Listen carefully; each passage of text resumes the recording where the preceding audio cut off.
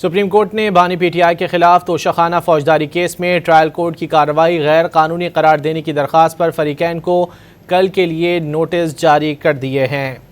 القادر trust case, بانی P T I کی ضمانت منسوخی کی درخواست خارج۔ 9 مئی لاہور واقعات، بانی پی ٹی آئی کی ضمانت منسوخی کی درخواستوں پر 3 رکنی بینچ بنانے کا حکم دیا گیا ہے۔ اہم خبر ہے، سپریم کورٹ نے سائفر کیس میں 3 رکنی بینچ بنانے کا حکم دے دیا ہے۔